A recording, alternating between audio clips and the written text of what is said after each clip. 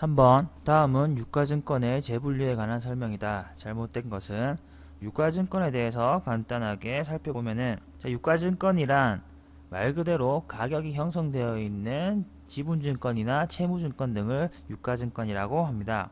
그러한 유가증권에는 단기 매매증권, 매도가능증권, 만기보유증권 이렇게 세 가지로 구분하실 수가 있는데 단기 매매증권 같은 경우에는 1년 안에 적극적으로 매도할 의도가 있고 매매할 수 있는 시장이 형성되어 있을 때 단기 매매증권으로 분류를 하실 수가 있습니다. 그 다음 매도가능증권 같은 경우에는 1년 이상 보유할 의도를 가지고 있는 유가증권, 그 다음 만기보유증권 같은 경우에는 만기가 있는 채무증권을 만기까지 보유할 의도를 가지고 취득했을 때는 만기보유증권으로 분류를 하시면 되겠습니다. 이러한 유가증권은 서로 이제 분류를 재분류를 할 수가 있는데 되는 것들이 있고 안 되는 것들이 있어요. 먼저 단기 매매증권은 매도가능증권이나 만기보유증권으로 변경이 가능합니다.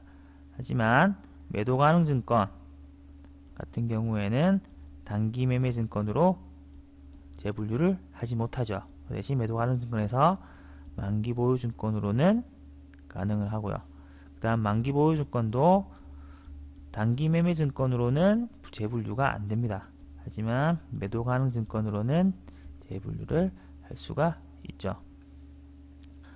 정리를 해보면 유동자산인 단기 매매증권은 매도가능증권이랑 만기보유증권으로 분류가 가능하겠지만 비유동자산인 매도가능증권과 만기보유증권은 단기 매매증권으로 재분류가 불가능합니다. 그 대신 서로 매도가능증권이랑 만기보유증권 서로는 재분류가 가능이 되겠죠.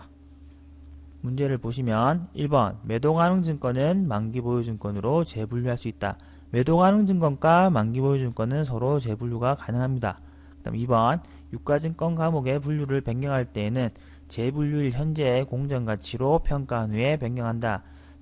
이렇게 재분류가 가능한 사항들에 대해서 재분류를 할 때는 먼저 재분류하기 전에 해당 유가증권을 선평가한 다음에 후대체하는 게 원칙입니다. 후대체. 예를 들어서 매도가능증권을 만기보유증권으로 재분류한다. 그러면 이 매도가능증권을 재분류일 현재의 공정가치로 평가를 먼저 한 다음에 만기보유증권으로 대체를 시키는 거죠. 3번 단기 매매증권이 시장성을 상실한 경우에는 매도가능증권으로 분류해야 한다. 단기 매매증권은 처음에 단기 매매증권으로 분류하는 이유가 내가 단기간에 매매할 의도가 있고 그 단기간에 매매하고자 할 때 매매할 수 있는 시장이 형성되어 있을 때만 단기 매매증권으로 분류를 할 수가 있는데 시장성을 상실했다는 얘기는 내가 단기간에 매도를 할 의도가 있다 하더라도 그것을 팔 수 있는 시장이 없기 때문에 실질적으로 이 단기 매매증권을 처분할 수가 없습니다. 그래서 이때는 매도가능증권으로 분류를 해야 되겠죠. 4번 만기보유증권으로부터 매도가능증권으로 재분류하는 경우에 유가증권 재분류에 따른 평가에서 발생하는 공정가치와 장부금액의 차이 금액은 단기손익으로 처리한다는데 이때는 단기손익으로 처리하는 것이 아니라 기타 포괄손익으로 처리를 하셔야 됩니다. 3번의 답은 4번이 되겠네요.